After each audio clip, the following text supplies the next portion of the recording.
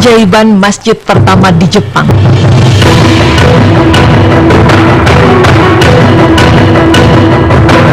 Pemirsa beriman, bencana atau musibah yang diberikan oleh Allah memang tidak dapat kita ketahui kapan datangnya.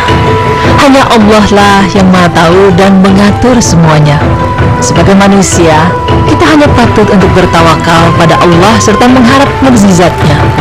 Sama halnya dengan musibah, hanya Allah lah yang akan memutuskan kepada siapa mukjizat itu diberikan. Sangat banyak sekali contoh mukjizat-mukjizat yang diberikan oleh Allah Subhanahu wa Ta'ala kepada hambanya, baik kepada manusia itu sendiri atau juga kepada tempat-tempat yang dirahmatinya. Tahukah Anda pemirsa, bahwa di Jepang terdapat masjid yang diselamatkan oleh Allah dari 2 bencana besar, dan hingga saat ini masjid tersebut masih berdiri kokoh. Seperti apakah masjid tersebut?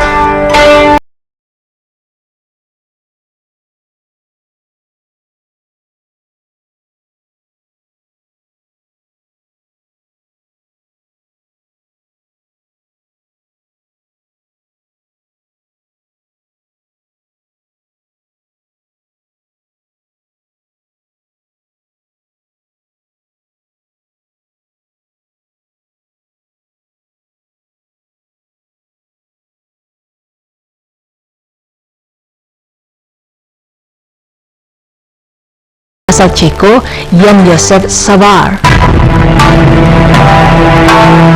yaitu arsitek yang juga membangun sejumlah bangunan peribadatan barat di Jepang. Masjid Kobe ini memiliki ruang bawah tanah dan struktur bangunan yang sangat kuat, sehingga masjid ini dapat selamat dari 2 bencana hebat yang melanda Jepang.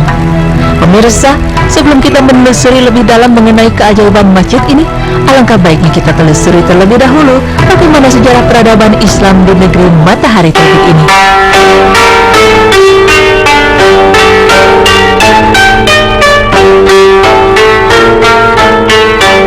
Pemirsa beriman, mungkin tak banyak dari kita yang mengetahui jelas sejarah masuknya agama Islam di Jepang, karena mungkin hubungan Islam dengan Jepang masih terbilang belia jika dibandingkan dengan Islam di negara-negara yang lain di dunia.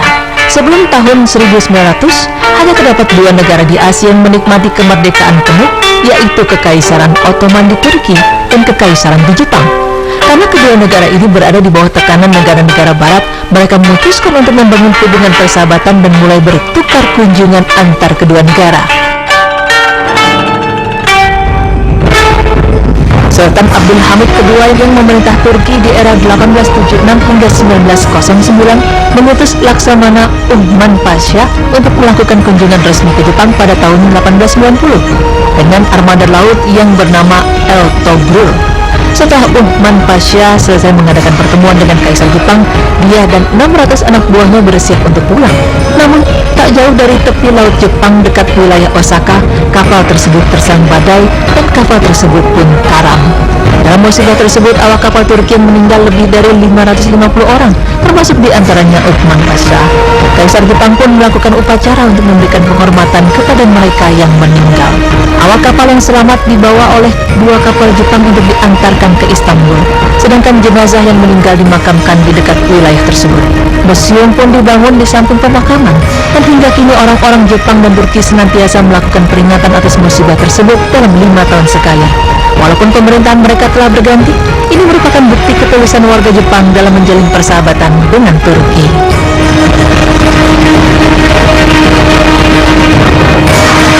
Setahun setelah kejadian tersebut, seorang jurnalis Jepang, Oso Taranoda, dengan sukarela mengumpulkan sumbangan dari Jepang untuk diberikan kepada seluruh keluarga yang tertimpa musibah kapal karam tersebut. Dia pergi ke Istanbul pada tahun 1891 untuk memberikan sumbangan yang terkumpul kepada Kesultanan Utsmaniyah dan diterima langsung oleh Sultan Abdul Hamid II. Ketika tinggal di Istanbul, Oso Taranoda bertemu seorang Muslim Inggris, yaitu Abdullah Ghulam. Setelah terjadi dialog antara mereka, Oso Taranoda masuk Islam. Namanya pun diganti menjadi Abdul Halim. Dialah yang diyakini dunia sebagai orang Jepang pertama yang memeluk agama Islam. Langkahnya diikuti oleh Yamada yang datang ke Istanbul pada tahun 1893, yang juga membawa sumbangan untuk keluarga yang tertimpa musibah kapal karam tersebut. Setelah ia tiba di Istanbul, Sultan Abdul Hamid II meminta kepadanya untuk mengajarkan bahasa Jepang kepada para perwira Utsmani. Istanbul yang mudah memeluk agama Islam dan mengganti namanya menjadi Khalil atau Abdul Khalil. Ia menjadi orang Jepang kedua yang memeluk Islam.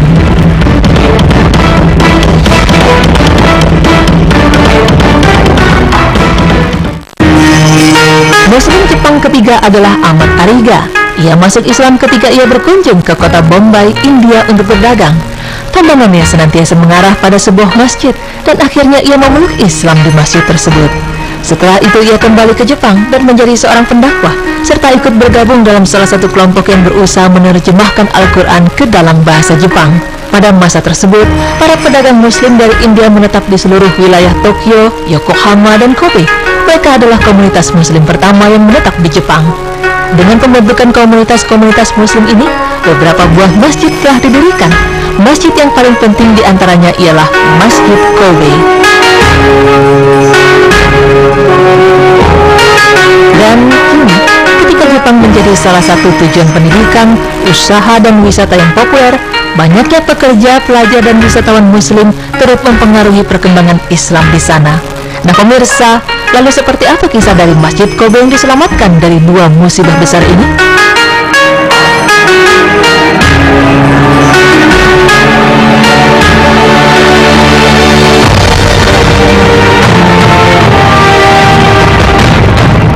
Kisah ini berawal pada tahun 1945. Saat itu Jepang terlibat Perang Dunia Kedua. Serangan Jepang ke atas pelabuhan Pearl Harbor di Amerika telah menyebabkan kerajaan Amerika memutuskan untuk menjatuhkan bom atom pertama dalam dunia peperangan. Dua kota di Jepang, yaitu Hiroshima dan Nagasaki lah yang dijatuhi bom atom tersebut. Tak ketinggalan, kota Kobe juga menerima dampak serangan pengeboman dari Amerika. Walaupun kota Kobe tidak dibom dengan bom atom, namun kota Kobe juga menjadi hancur lebur. Ketika bangunan di seluruh kota Kobe rata dengan tanah, Masjid Muslim Kobe masih berdiri tegak. Masjid ini hanya mengalami keretakan pada dinding luar dan semua kacanya pecah. Bagian luar dari masjid ini juga menjadi agak hitam karena asap serangan bom. Tentara-tentara Jepang yang berlindung di ruang bawah tanah masjid berhasil selamat dari ancaman bom. Begitu pula dengan senjata-senjata yang disembunyikannya. Kemudian masjid ini pun menjadi tempat untuk berlindung. Pasca Perang Dunia Kedua, kerajaan Arab Saudi dan Kuwait menyumbang dana untuk merenovasi Masjid Kobe dengan skala yang besar. Dari mulai kaca-kaca jendela, lampu hiasan gantung yang mewah, hingga sistem pengatur suhu bilik pun dipasang di masjid ini.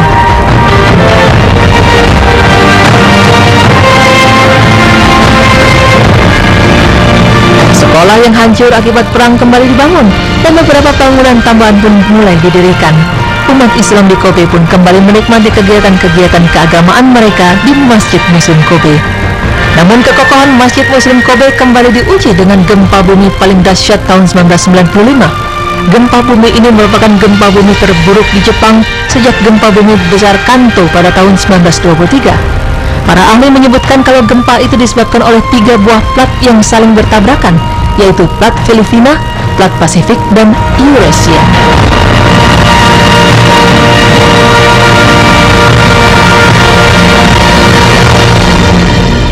Gempa berkekuatan 7,2 skala Richter ini menewaskan 6.433 jiwa, 27.000 korban luka-luka, dan ribuan gedung di kota tersebut hancur hanya dalam waktu 20 detik. Selain itu, gempa Kobe juga mengakibatkan kerusakan besar bandar seluas 20 km dari pusat gempa. Keajaiban kembali terjadi pada Masjid Muslim Kobe. Meskipun seluruh kota Kobe hancur, namun hingga kini Masjid Kobe tetap berdiri kokoh dan tegak, seakan tidak goyah meskipun dihantam oleh berbagai bencana. Pemirsa beriman, itulah sepenggal kisah dari keajaiban masjid pertama di Jepang. Semoga informasi ini dapat menambah wawasan agama kita, terutama dalam sejarah peradaban Islam di berbagai penjuru dunia. Dan dari kisah Masjid Muslim Kobe ini dapat mengingatkan kita kembali tentang betapa besarnya kuasa Allah Subhanahu wa Ta'ala terhadap segala yang ada di muka bumi ini. Segala musibah, penyakit, mukjizat, dan hidayah adalah hanya dengan kehendak Allah Azza wa Jalla. Semoga dengan ini kita semakin meningkatkan keimanan kepada Allah Subhanahu wa Ta'ala, sehingga kita senantiasa dapat terbebas dari segala mara bahaya. Amin ya rabbal alamin.